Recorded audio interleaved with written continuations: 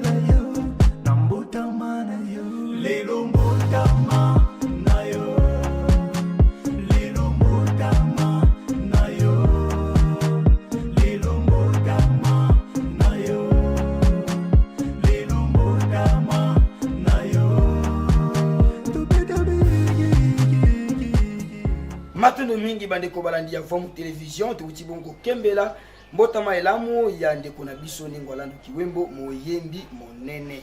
tika ete biso beto na kati ya bandako to bakisela bango kaka milolo kelelo pe mapambuli kasi toyebi ete sima na biso akomela plateau Vom Télévision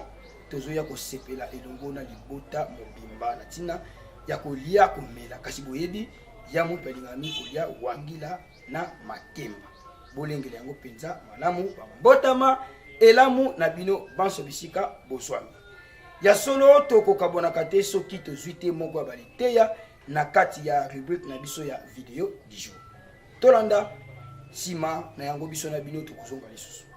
fumuki mbangu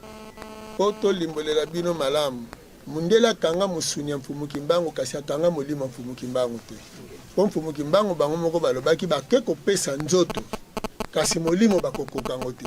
donc o bango batiaka na kasho na prison ezalaki nzoto yango mpe mfumu kimbangu alongolaka yango wana esika batiaki yango atiaki yango libanda nde esika ake kokabolela yango na molimo kasi tango nini tokomona ete ngonga ya mfumu kimbangu kolandela ekateli ya makambo ya tata mokeli mpona mfumu kimbangu ekozalela boye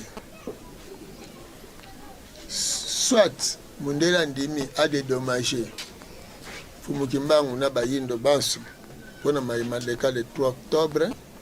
1921 to baboyi babetami soko moni babandi kobetama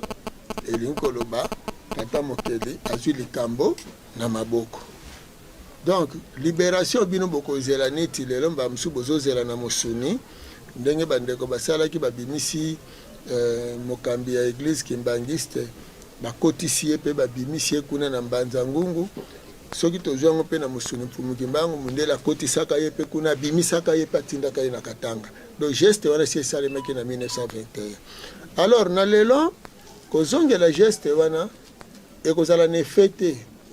nakobanza ebongaki bakende na katanga kuna mpo baloba ete sikoyo mfumu kimbangu toye kobimiso swat na boloko to toye kolamusa yo nzoka mfumu kimbangu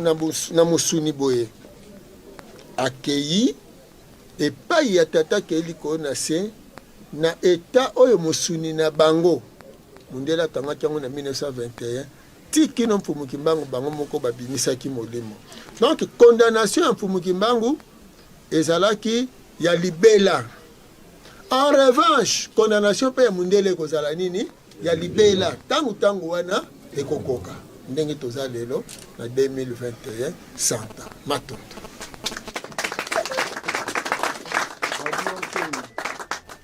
matondo mingi bandeko balandi ya vom télévision etando ya bonsomi ya bonya pe ya bolamusi banto na pongi bomo mesano tokotalisaka na bino maimanso tokotielaka bino na vom télévision ezali se na ntina ya kolamusa baindo na pongi yango wana tokotielaka bino na kati ya vom télévision nde mateya nyonso wana tika tozwaka yango tokotala etobimaka na mwa eloko oyo tozwi na kati ya video du jour ekumba bososo libwania pe mayele na kati ya bomoi na biso kozala mokolo na mokolo tozongisi matondo na balandi nyonso ya vom télévision na molongo bisika bozwami na ntango mpe obopesaka biso bino balebozi biso na nsima mwa ntango boyeba ete lelo tozali bongo nkandu mwa minei na sanza ya mibale mobomo nkama na tuku misato na kati ya manaka na biso totonda botondi na équipe technique mobimba ya vom télévision kuna na mosala bazali kosala tosungamaki lisulelo na tata Futila Mayunga ponini te kuna eteni ya réalisation pe montage toleki na kumungala na filimière elongo na basali nyonso vom télévision topesi bambote pe totondi bino botondi kimia ya mfumu kimbangu kati ya mabota biso na bino tokutani lisusu na mikolo mizali koya bo tikala malamu kandu elamu na kombo ya mfumu kimbangu.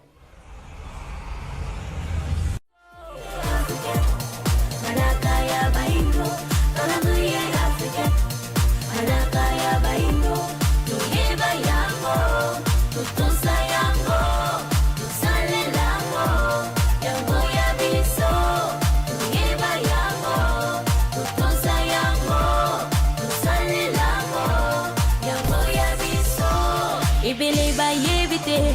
utamokile kelama isalima mibu hebele olelo ye bandite